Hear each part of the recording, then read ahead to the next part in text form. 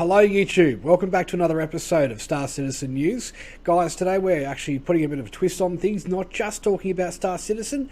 We're going to be talking about some other games that are coming up. Most importantly, a resurgent in a game that I'm sure that you all are very, very aware of, and that game is ILW. PlanetSide 2. So guys, there's been a massive resurgence in the interest in the game. They have brought out a new version called Escalation. Right, and there is a lot has changed, a lot has got better, and yeah, the grind is a bit harder, but it's actually got to a point now where the game is so dangerously addictive that you just can't stop playing. I've just picked it up again, and it's addictive. It's better than Star Citizen for the, obviously, first-person shooter. It's better than Star Citizen for the tank as well as aircraft flights and so on and so forth. If you have a joystick for the aircraft flight, as well as, obviously, the tank play is phenomenal compared to Star Citizen. Not putting Star Citizen down, I'm just saying that this game is freaking phenomenal, and it is 10 times what it used to be. Anyway, guys, unless ILW's got anything to add right now, let's get straight into the episode. Now let's go.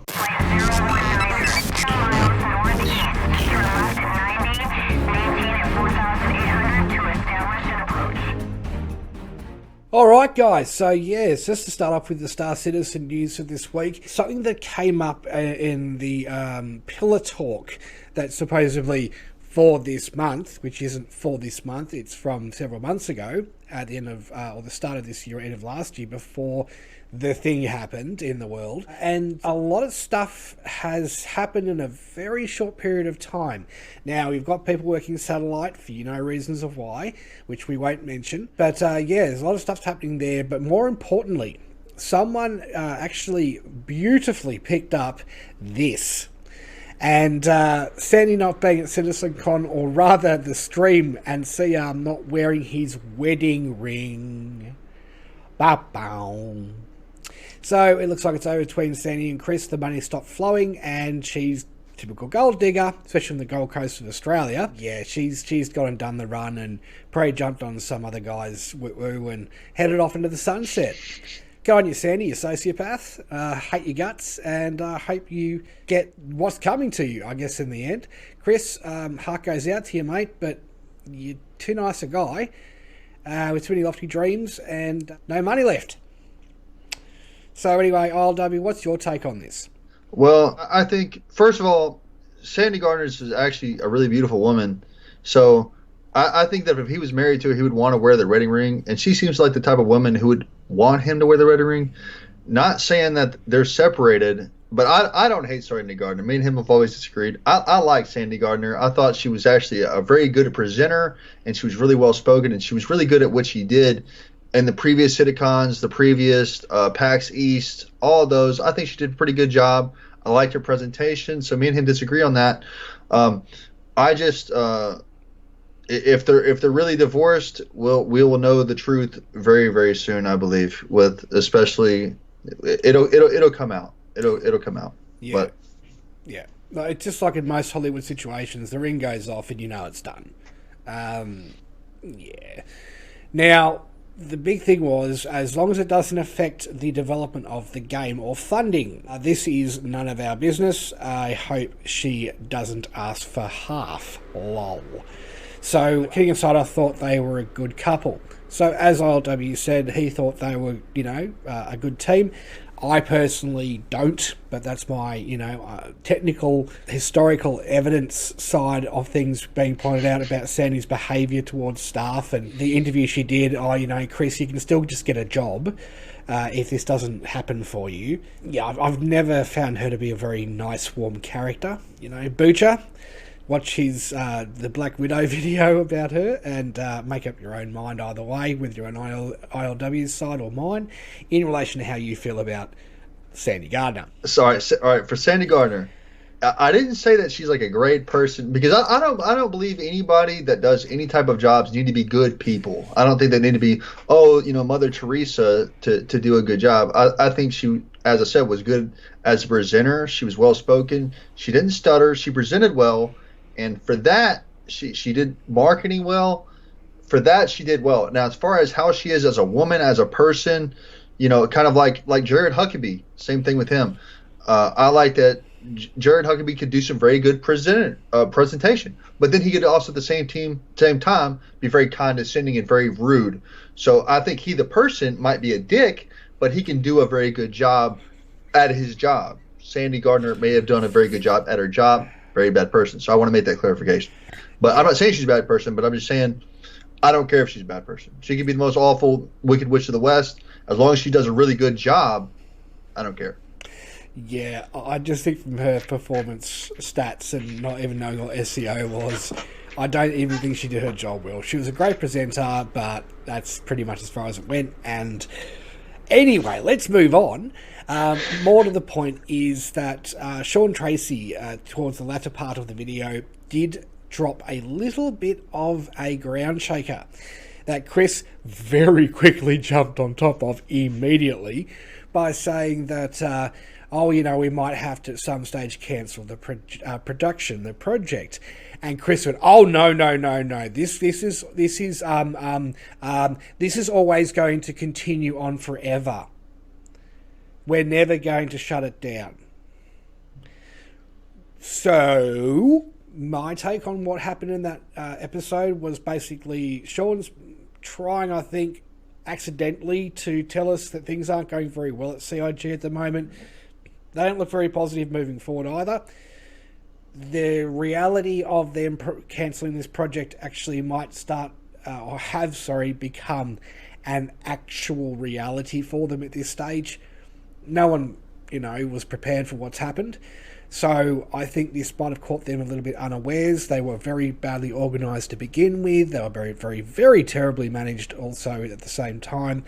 Time hasn't been something that has been a priority to them. It's been about the creative drive to push the project forward, and I don't think at any stage they had actually set any milestones. It was kind of ad hoc all the way along. That model, that approach, that kittens around a milky fountain attitude has clearly backfired on them. They, I think, are starting to look at actual realities, and those realities are that CIG's in a lot of financial trouble at the moment, and they might actually have to, cut ties and give up the project. ILW, what's your take on it? Well, I honestly think we should actually just cover the whole pillar talk. Maybe at a later time. Let's just cover the whole pillar talk. The pillar talk's the big things. We'll make our whole video probably sometime during the week, and we'll go ahead and do it. For now, though, the subject of the video is PlanetSide 2. So I would like to go ahead and get into the trailer, the escalation. It has escalated, revived. Play the trailer. Let's go.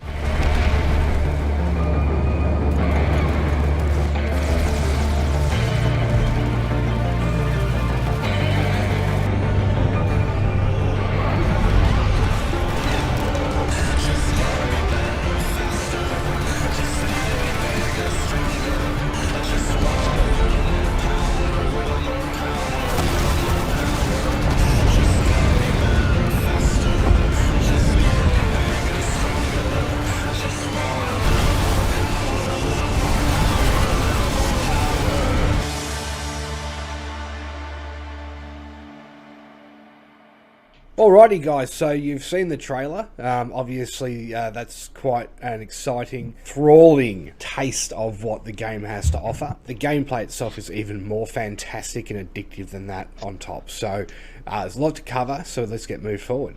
ILW, do you want to take these guys through, before we go through all the different kind of stats and different characters and what they do, or their avatars, what the actual factions are, what they do. So let's start off with the Vanu Sovereignty. Can you please explain to the audience what they do, who they are, why they're doing what they're doing, etc.? Okay, so every faction in the game has their own unique little attributes. The Vanu Sovereignty, they're kind of the worshippers of technology. So if you look at their tanks, all the other factions' tanks roll on the ground. The Vanu brings in high technology. Their fighters have the most maneuverability, the most ability to hover and to float. Their tanks can hover off the ground. They're really the faction that worships technology. Their part in the war is to get the technology and use technology to bring human civilization higher, and they worship it. They worship what they find. And the new conglomerate is the corporations, and the Terran Republic, which as I play, is the professional military, which I think the new conglomerate are all about like shotguns. They're really hard hitting. All their weapons do the highest amount of damage, while the Vanguard Harbinger has the most accurate weapons, and the Terran Republic have the most rapid fire weapons. And because I play kind of like a berserker, I always I kind of gravitate towards the rapid fire. I like the miniguns on the maxes. There's been a lot of balances in kind of way they played have kind of changed over the updates. Like the Terran Republic, y'all remember the golden days when the TR, we had a rocket launcher that shot, before it was nerfed, that shot like 4 rockets in a row that all locked on, and we would just all lock onto aircraft, and if you flew over Terran Republic airspace, that was it. And then the Vanguard Harbinger Maxes that had insane maneuverability would come in, and I forgot what the name of the Max was, but if you guys are one-time players, you remember the Maxes that they had to nerf into the ground because they were just so overpowered. But yeah, it's basically that. They got some things in that are uniquely theirs, and that's what it is. Right, so there is a reason to play every different faction. There are 4 different character slots, so you can have a faction in each of your first 3 slots, and then if you become a member, then you have the chance to own one of the droid avatar bots, and that's another character you can play if you want to pay for your monthly subscription. They're always good for if there are numbers on servers. For example, let's say the Vanu have 30% and everyone else has 40, 50%, whatever it is, then they can bring in these kind of characters to up the numbers for the force that's missing out the most. And I think they have their own weaponry, don't they? The droid. Yeah. You have 4 slots, so that means you could have. They're called NS operatives. You could have a Vanu, you could have a Terran Republic, you could have a nuclear conglomerate, and a Vanu operative. You don't have to pay any money to get access to that, but by paying money, you get more slots to go on more servers with more different classes. So, but yes, they have their own weapons. I think they use mainly NS weapons, which aren't very good, but some people like them. I don't. There's some good NS weapons, like there's a pistol that's really good, but I don't too much care for them, but a lot of people do. Yeah, I'm a noob to PlanetSide too, so yeah, the pro here is ILW. I'm just kind of, ad hoc learning, though I've put a stupid amount of hours in already, and I have stumbled my way around and got myself set up with, the heavy assault, my infiltrator, and I'm slowly working on the light assault as well. Now, when we were recording the other half of this video, the intro to this video, as you can see, different shirt. Yesterday, I actually finished up because ILW had to go do some stuff, real life comes first. And I got on and I was getting, 3,000, 5,000, 6,000 kills, and that's in XP kills. And I was just owning it. I wish I had recorded that game footage last night, but it didn't happen. But yeah, honestly, I was owning it. So the more you play it, the better you're going to get. The more skills you're going to learn, the more mistakes you're going to not repeat. And that's the thing. Every game that you ever play is trial and error, right? So with Star Citizen, how many times have you, gotten your ship and done something stupid and blown yourself up to not do it again later on with your actual original flight engine speak, where you would learn how to use your joysticks properly, especially dual stick or HOTAS. You'd, in time learn to control the ship properly and very finite movements, and how to use the ship's inertia to your advantage and things like that. It's the same with this. Get used, you start off with a very, very good stock weapon, and that's what I actually really love about this ILW, is that you start off with a really good stock weapon, machine gun or whatever it is. You start off with really good weapons to start with, and then you can even go to crazy weapons like this, obviously, road clearer that I've got on my heavy, but that's his specific job, is to clear, obviously, a pathway for the other forces to push the offensives. And if I had and on the server I have been playing on, actually had medics doing their job properly, we'd obviously advance a lot more quickly with other heavies doing the same thing. But unfortunately, playing on the Asian servers, it's not much fun in that respect, because people don't actually abide by the squad rules, and that's the whole purpose of the game. Where in American servers, as ILW has told me, it's very regimented, very well put together, and people communicate and do what they're meant to do. The Australian servers, for the Australian players out there, sadly guys, the Briggs server is down. It has been down since I started playing PlanetSide 2, so whether that's going to come back online or not, I'm not sure. It could be just a maintenance issue, but I will endeavour to find out more information about the Briggs server for Aussie players, obviously, because we would like to get a much better ping than 100 that I'm getting at the moment. And where I am, I'm not in the major cities, so it's probably going to be better for people in Melbourne City, Sydney City, Perth or Brisbane. But yeah guys, look, for an old game to have a resurgence like it has, and actually what I'm going to do is I'm going to bring up that current peak players list. Give me a second. Alright guys, so looking here, the current average player rate is at 4,209.9.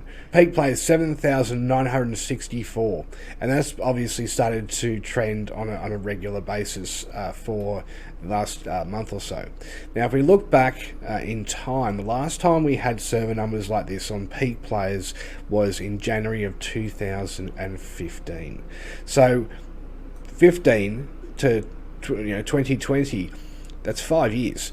So we have finally it was not February, January, but yeah, 7,508. So if we look up the back top is 7,694.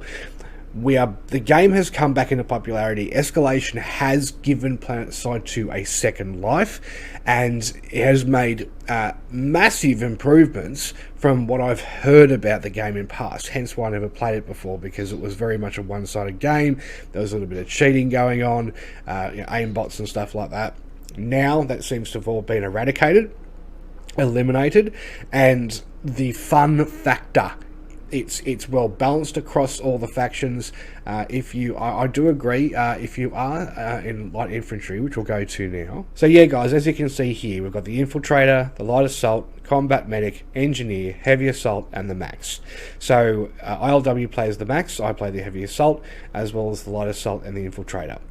So ILW, as you are the veteran here, can you please take everyone through the different classes and what they actually do and what they're designed for? Okay, so I'm primarily a heavy assault.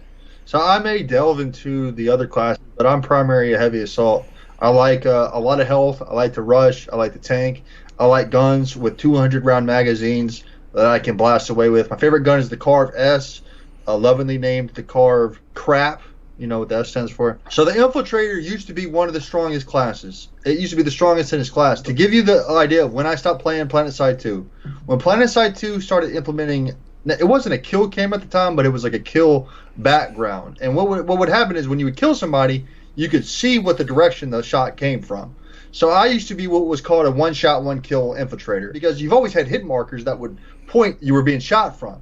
But if you were an Infiltrator and you could shoot the enemy every single time in the head, then you never got that hit marker, and you could stay undetected. As long as I was a one-shot, one-kill infiltrator, and I could kill all my enemies with one shot to the head, I could never be detected, because they would never know. Like for towers, like the Crown, for instance, I used to go to the top of the Crown, and I would just sit up there with my MG50, and when guys would go to the terminal to pull a vehicle, I'd one pop them in the head, or other snipers. But as I said, because there's a kill cam now that shows exactly where you are, the infiltrator, the sniper class has kind of gone away, and we're kind of moved away from that. And yes, you see a lot of snipers, but you don't see them like you used to, because a lot of players, me and myself included, don't like it that there's a kill cam that shows exactly where you were. It didn't used to be like that, and you used to be able to just straight gank people, but that's done away with. So that's what the infiltrator is. The infiltrator also has a very good SMG. So the infiltrator has a cloak, which you can go invisible, and you can upgrade that cloak to have a longer duration. And the less you move, the less it drains. What I would do is I would sit cloaked, and I'd wait for somebody to pop out. I'd uncloak, pop them in the head, and then go back into cloak and wait there. So that's the infiltrator, and they're made for like as a spy. They can flip terminals, they can provide recon and light up enemies on the map. They can do a lot of stuff like that, infiltration stuff. And then you have the light assault. Okay, what is the light assault for? The light assault is for being able to move to circumvent the main routes. So there's the main routes in, like for a tower in this sense. You go into the tower, and then you go into the bays. You have the bays on both sides, and then on the sides you have the stairs which lead up. The light assault can just, with his jetpack, just fly up to the next level and shoot people from the flank, shoot people from the sides. He also has the C4, which is the staple of the light assault, to take down Maxes with.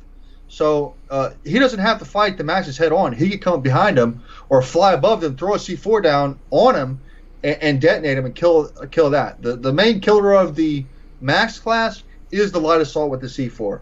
And then you have the combat medic, which has an AoE heal on himself. He heals himself and his bodies around him. He has a revive grenade, which is extremely powerful. So if a lot of people get killed, like for instance, a light assault throws a C4 and it kills 6 or 8 guys, the medic can throw a revive grenade and revive all of them instantly. So, and he has a heal gun to heal his teammates with. You can see who's injured. You can see who's near reviving. It's very generous with the certs. A good way to get quick certs is to play the medic and just heal. Same thing with an engineer. They reward you for playing as a team. If you go around just repairing vehicles, repairing Maxes, you can get a lot of certs that way. Just following a good Max is going to lay down fire. And so that's the medic. And then you have the engineer, which he can lay down his turret. He can lay down a sentry gun that he can kind of man with shields on it. A lot of people don't do that because it's too easy to get shot in the head with it. It's a lot higher, so it's a lot harder than what it used to be. But for that reason, a lot of people don't do that because infiltrators will just straight shoot you in the head. So then you have the heavy assault, which he has a shield which he can activate, which you must then deplete the shield to do damage to his other shield. He has like a heavy shield, and he has a rocket launcher different rocket launchers can do different things. Like he has a rocket launcher that can dumbfire and lock onto jets, or that can dumbfire and lock onto vehicles. I carry the one that can dumbfire and lock onto vehicles because I'm mostly on the ground. I kind of don't look up. I just kind of see what's in front of me. And then we have the Max, which caused, so like if you look down there in the corner of the screen down there, you'll see empty, which those are like boosters. And then the top right, that blue little 750, that like 450 of those you can call on a Max. And the Max can have miniguns. The Max with the new conglomerate has shotguns, which is really powerful. They'll come into a building with shotguns and just annihilate everybody. They kind of nerfed it than what it used to be. They definitely don't have the same damage when they used to be, from what I've noticed. And then you have the Vanguard Harbinger, which has dual laser cannons. And that's kind of what it is. The light assault, the weapons for the light assault, the combat medic, the engineer, they're all great weapons. I just prefer the heavy assault because I like having 200 rounds of a magazine. And I just like being able to mow people down without reloading. And that's why I favor heavy assault. Fair enough.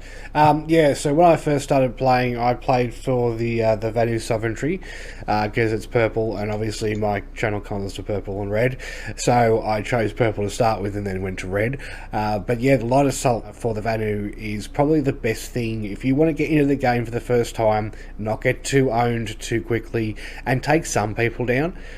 Just to start with, I would go with the Vanguard Light Assault as your first character to play with. Now you can delete these at any time, it's not a problem, and you can start again, or keep the Vanguard, keep your the Terran Republic or the New Conglomerate as different slots that you level up separately. But I would personally recommend for you guys, as a noob myself, go in as the Vanguard. Go light assault to start with because their weapons are very accurate and you will get a lot of kills. And then once you feel really comfortable with the light assault and you feel like you've got a good feel for the game and that you have got the mechanics of it down, your actual get your eye in, as they say, then you can then obviously look at these other classes. Now, one thing ILW did bring up, which was really important, is although combat medic is going to be a little bit boring for some of you, or being obviously an engineer, you are going to get a lot of those heavy assault certs, and those certs will allow you to upgrade the character you want to play with, like the max or the heavy or the infiltrator or even just light assault still, very quickly. So I've done a lot of grinding, I've done a lot of mistake making without ILW's help, because I wanted to experience the game for myself as somebody who's fresh to it. You know what I do with all the games I play. I would like to be the fresh eyes, open-minded, not hear any of the negative stuff on the internet, and actually take my own experience away from it. This has been extremely positive. It's been some hard lessons learned, but at the same time, I found the class I like already. I've joined the Terran Republic because ILW's got a level 70 character, so obviously somebody who can cover my backside in a lot of cases, but more importantly, someone we could have as our own squad lead. And that's what brings me on to the next part of the video, so let's just jump back to the game room. Mate, how would you feel about running a squad for the channel? I have no problem. As a lot of people don't know, Indefinitely the Way, the name was coined in PlanetSide 2. That's where the name was created for. That's where I became. I created the account Indefinitely the Way on PlanetSide 2 first, and then became a platoon leader 5 years ago for Operation Be Damned. We were kind of a group of random players, a group of pugs, and because we were so prominent, we had so many members, but they were all randoms, we could put 48-man platoons together. And I used to run 48-man platoons, and I'm very comfortable with that. And a lot of people enjoy playing with me because I understand that having squads go from lattice to lattice and capture inchy points, I understand that that's important and a vital role to the game. That's not what's me, though. I want to put my soldiers in the biggest, most chaotic battle and embrace and love in the chaos and fight for every inch and this crazy things and use tactical superiority. That's what the TR says. Now, this is tactical superiority. That's what they say. Yeah. And use that to overcome the enemy. I remember the moments as my platoon, as Alpha, Charlie, and Alpha, Bravo, and Charlie, we marched across the field towards the next objectives, and then you could look in the distance to see Delta squad already max crashing the point before we even arrive. From max elevation, and when they drop out of the galaxies, they give little. Each player has a little like comet-looking trail that falls, and you can just see these comets of maxes coming into the point and have these moments of where we're calling in big ships, big fire. We very rarely had armor. Very rarely what I call any armor. It was all infantry. And when you called on ODAM and you called on Infantry the Way, who was leading ODAM, you knew that he was bringing the infantry. We were bringing the maxes, we were bringing infantry tactics, and that's what I specialized in. And it was always a blast, and the platoon was always full. I would love to get back to that again. Right. So there's the passion, there's the excitement, and then there's the leadership. Guys, we haven't even spoken about air support yet. We haven't even spoken about planetary bombardment, any of the other really wicked awesome stuff. We haven't talked about the heavy artillery, tanks, the whole bit. You've even got quad bikes you can run around on now, and you have someone sitting on the back seat, taking pot shots at people as you drive by, little buggies, and honestly, it is absolutely off the charts, this game. It gives you literally everything you want. And if you are a joystick player with Star Citizen, for example, you can make use of your joysticks for the meantime, whether you've got a T16000M or a Verpal, all the way up to a Verpal. You can use that to your advantage by flying aircraft, taking down guys left, right, and center. There's one of these aircraft that looks like the dropship from Aliens, and it has a minigun on the front of it, and it goes bah, just like a warthog, and it just, oh my god, it chews. And then the rocket barrages, right? It's just one-stop destruction shot for tanks, for infantry, for everything. So good. There's massive troop carrier ships as well, which are literally impossible basically to take out of the sky. Although I've had a hand in taking one down yesterday, which I got my 6,000 XP points for before I got killed. So I was quite, oh yeah, skills. Not really, but hey. But honestly, guys, it is something that you'll immerse yourself in. You will lose track of time. Now, I was on the game, just to give you an idea. I started at, what time did we finish up last night? About 10:30? I think we played for about 2 hours. All right, so That's what we played together. He got off, I stayed on. I was on until 4:30 this morning, hence why this, right? Because my missus had to come in and say, hey, do you know what time it is? She'd already been to bed, right? And she had to go to the bathroom. She came in, you're still playing this? Are you joking? You know what time it is? It's 4:30 in the morning, darling. Oh, shit. And I knew I had to get up and do another recording this morning. So, yeah, this game will have you lose time. It's just that fun, and you don't want to stop playing it, and that's so hard to find in any computer game you'll ever play, a game that you don't want to stop playing. And that's what PlanetSide 2 has captured, is that, you know, immersive, get you going, get you playing. The same Star Citizen effect, but in a game that is currently existing and has been improved and upgraded and is just amazing. Can't say I can't talk enough about it. That the graphics aren't Star Citizen graphics, no. But at the end of the day, they're the next best thing. Run your game in 4K. It'll look almost as good as Star Citizen, literally. So don't worry about the graphics being, you know, garbage on a high-end rig like, you know, most of the Star Citizen backers have. It's still going to tax your system a little bit. But yeah, honestly, guys, just get in, try it out, play it. If you're interested, please hit us up in the comments section if you want to join into the squad. We're going to open up a separate Discord channel for PlanetSide 2. We're going to have, obviously, squad training programs, the whole bit, and put you into your own platoons. And that way, once we've got enough squads together, all trained up, then we can go into a single platoon. Obviously, have squad commanders within that platoon under ILW. And, yeah, we can just go absolutely spacko, go nuts. We can go as infantry. We can have, obviously, a heavy artillery, you know, tank division, or a, you know, a light armored division, all of that stuff, all those kind of subsets, and we can have you guys as dedicated teams for people that really want to play those mechanics specifically. So then you guys can specialize in what you do to support us in what we do. We're infantry, and I prefer infantry over anything else in the game. Myself, that's the way I've always been. So yeah, with this though, if you want to do that, then you can specialize in that. We call on your help, and you come in and you just do your thing. And we just take the day, basically. We overrun the enemy and just absolutely own shit. Because you can actually control complete planets in this. So there are 4 planets. ILW, can you please tell us about the planets as well, please? Okay, here we go, dude. I got to go from memory. So we have Esmir. It's not a planet. It's kind of the continent on the planet. We're all on the same planet. And around different planets, we have different biospheres and different areas. So we have Esmir, the frozen zone. The ice part of the planet, the frozen region. That's what I'm looking for. All right, Esmir, the frozen region. That's where it's frozen. It's a northern wasteland. There's snow everywhere. And then you have Amerish, which is kind of the mountainous area. It's kind of green and mountainous, and it's really fun to play on. One of the biggest battles of all time. Hold on, I got to tell you about the biggest battle of all time. So, okay, here we go, dude.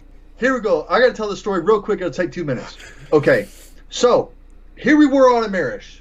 It was a tech plane alert. That was the alert. Okay, and I'm running 48 man. We have other second platoons. I have a secondary platoon.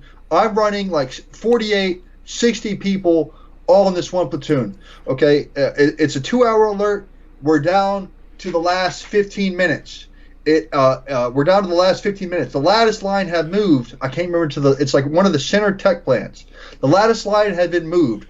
Only one tech plant can be capturable from all factions at the last 15 minutes of the alert. We can't reach any other ones in time. All commanders, all platoon commanders, the entire forces of the TR on Amerish descend on the one tech plant. The entire new conglomerate, the entire thing, fall back to defend the one tech plant. And we do massive war on this one tech plant. The rocket barrage of the new conglomerate's rocket maxes, you couldn't even see the renders. You couldn't render more than 50 feet in front of you because there were so many infantry on the ground.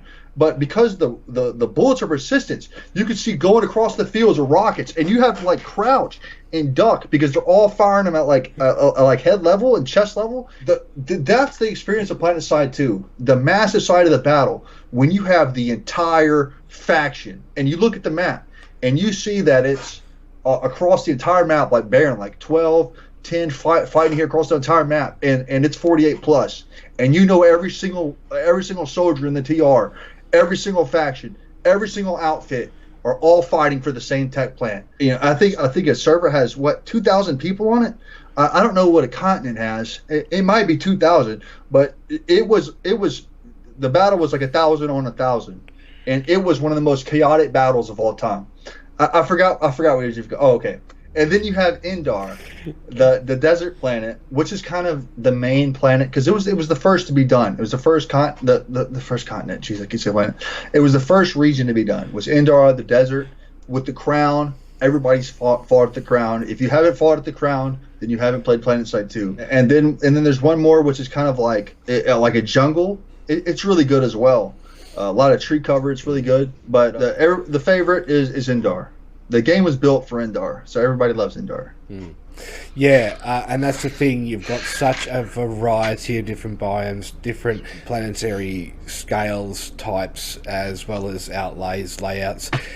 It is basically Star Citizen, where if you want to fly to these different planets, once the game gets to where it needs to get to, if it ever gets there at this stage, yeah, all of those experiences you're going to get in Star Citizen, you're going to get in also on PlanetSide 2. Yes, it is PlanetSide, it's no space travel and space gameplay, but the game was never designed for that. But for all of your PlanetSide actual activities, you are going to absolutely love this. So guys, an old game, it's free. It's free, guys. If you want to pay money, you can. Otherwise, grind like I am and get your skills up while you're doing it. Get better at playing the game while you're doing it. And then by the time you do get the certs and you do get the upgrades, you're already going to have the skill to actually make use of those upgrades with as well. Now, I know ILW's got a different opinion on that, so I'll give you over to him on why he's paid compared to someone like myself who just, I've got the money, but why? I'd like the grind. So ILW, why did you pay for your add-ons and things like that instead?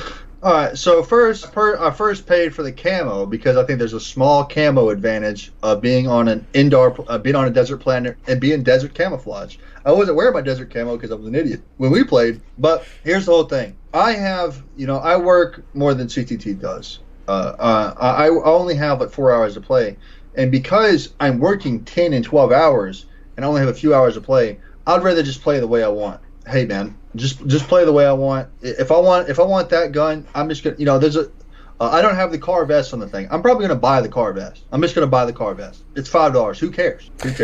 And that's the thing. If you've got the disposable income and you have that the work at the moment, you're what is it called? A priority worker? Yes. Yeah. So if you're in that position at the moment, all the more power to you. And hey, if you're putting out that kind of work for the rest of us, you deserve to obviously spend a few dollars on a computer game. But for me, we're in lockdown here in Australia, and I'm off work with my situation thanks to my boss. So I have the additional disposable time, which I've never had before. I used to do 16-hour days working as a teacher in Sydney. So, and that's very, very, very long days teaching classes and marking assessments and just doing lecture after lecture after lecture. I don't think most people understand how actually hard teachers work and how many hours they put into, their students after hours in marking assessments, giving feedback and things like that. So I've gone from doing that as a career to now obviously having a lot of disposable time, which I'm not too happy about, but it has opened up obviously opportunities for our channel and given me an opportunity to actually enjoy some computer games finally. And I was like that with Star Citizen until now, where I'd only get 2 hours, 3 hours at most that I squeezed in on a weekend on a Sunday in the middle of washing clothes and stuff like that, because I was living by myself at the time, to be able to play Star Citizen, and I made use of every second of that. And if people, were stuffing around the outpost where you go off to your first, second, third, fourth and fifth missions, I just go, guys, I'll meet you there, and I used to take out, the NPCs myself and be maybe 1 or 2 missions ahead of people because I wanted to play through. And obviously I only once or twice ever got through the entire mission loop because of all the crashes of the server issues. But I was beautifully in love with Star Citizen for a very long time. Now it's where it's at. We haven't even got proper missions. So this and free compared to the money I've chucked into Star Citizen, it's the perfect alternative. It's the perfect thing, and it's fun. It's so much fun. It really is, and it's addictive. And if you've got the money, get the extra stuff. If you don't, just grind for it, and you're still going to get the stuff. So this is the beauty of it. You're not going to lose out. It's not a pay-to-win game like, dare I say it, Citizen. Sorry, I had to clear my throat then, guys. But yeah, ILW, have you got anything else to say at this stage? So, what I'll go ahead and say when it comes to spending money, this is the final thought on it. I think one of the best weapons for the heavy assault is the Carve. They'll say the Carve is a solid weapon. Any of the default weapons that you get, people are going to say, man, those are really solid weapons. You don't even need to buy any other weapons. I gave him a list of the best weapons, and most of them on the list were the default weapons that you use for the class. Maybe except the Infiltrator is the only exception, where you're going to want like the MG50, or you're going to want that long range sniper rifle that kills in one shot if you hit him in the head. Yeah. That you don't have that as a default for the Infiltrator. That's the only exception. And for the Max, okay, the Infiltrator and the Max. The rest of those classes, those 4 in between, the defaults work just fine. Yeah. Yeah, see, the reason why I chose the minigun for my heavy is I wanted to just make him like a typical heavy like you get in Vietnam War. Someone that gets the LMG and just lays down covering fire, suppresses the entire of the front line of the enemy, holds them behind this rocky outcrop that you've got to run down to. It suppresses the entire of them, including the Maxes. And then our guys have a chance to then obviously flank down either side with our light assault, as well as obviously the infiltrators, to get better positioning and help our Maxes move up as well. And that's the whole purpose of the way I've set my actual heavy assault up, is as a typical heavy you'd see in any other application. And they are suppressing fire, defensive attack instead of offensive attack. They allow to have the line move forward in what they do. And guys, as I said, through just playing yesterday until this morning, I was getting 5,000, 6,000 XP kills because I'm getting better at the game. And I haven't even done my cert upgrades yet for the armor, and the flak armor and stuff like that. So yeah, I'm just getting better at dodging, better at knowing when the wind up of the minigun too. It goes tack tack tack tack tack tack tack tack, and that's the thing. You've got to actually start shooting before you go around the corner. So by the time you get around the corner, it's in full rotative speed, and then it just literally mows people down. And they can have a one-shot weapon, and by the time they actually get the shot off, I would have killed them already before they've killed me. So that's the thing. It's just learning the play style of your character, how the weapons work. As ILW said, other than the Infiltrator, really the stock weapons, maybe with the Max, yeah, you do need the better guns with the Max, the Gatling guns. But with an engineer, combat medic, or even a light assault, honestly, the light assault stock weapon is fantastic, and it takes people down on any of the factions very quickly, especially the Vanu. The stock, I don't think anyone uses anything but the stock machine gun for the Vanu anyway. I've noticed that with the Terran Republic, that the Lynx is probably the best light assault weapon. We went through that together. It's got the balance, it's got the hit power, and it's also got very good recoil. It doesn't push upwards where, other weapons do, like the Carve S. It has really terrible kickback on it, but it hits harder, and if you land a shot, obviously it's the equivalent of 2 shots from another weapon. So yeah, but look, guys, we would really like you just to come in, have some fun with us, join a squad, get into a bit of melee, with the other teams. Have some fun, and if you don't like it, that's fine, but give it a go. So please put in the comments down below. I'm interested in playing. My time zone will work around you guys. We work around each other all the time. I'm in Australia, he's in the US. So, 14-hour time difference, right, between me and him. And 14 hours. And look at me. I'll get up at any time to play this game, right? It's like Star Citizen all over again. So, yeah, guys. Yeah, I'll get up and he'll be up, and we'll definitely get on and we'll smash some enemies in the face with some rockets and some grenades, as well as a lot of bullets. Headshots. And kneecap him. You can shoot him in the legs too. It takes him out down quite quickly as well. Better than torso shots. So that's the thing. Also, like Star Citizen, there are body damage hit points. Obviously, the head is the best place to take him out from. The legs, I've noticed, also are very good for taking the light infantry out with, as well as the heavy assaults with. Yeah, but the torso seems to be the highest hit point part of any of the enemies. So if you've got a sniper or a light assault weapon, go for the head. If you've a heavy assault, go for the legs. Just literally cut their legs off. That's exactly what you're doing. And if you're a max, well, you just do what you do. But yeah, guys, look, come join us. Have some fun. Tie the time over with Star Citizen. Some people are starting to even say, Upper Echelon said on his video recently this week that he thinks that the production or the project is going to continue, but it's probably about 10 years away before we get anything close to a beta. And with the current situation with things going on, I think that's becoming a bit more of a credible reality. Maybe not 10 years, maybe the 5 to 7 as I've already quoted. But with Chris without a wedding ring now, and the way things are going on with the pillar talks being pre-recorded from months ago, and the satellite work with kittens and milk fountains, I don't hold much hope and faith that we're going to really get somewhere with the project anytime soon at this stage. But as I say, PlanetSide 2 is already here. It has been revamped. It has been escalated, and the improvements are massive compared to what ILW has been saying. And it's just so much fun, guys, and it's free.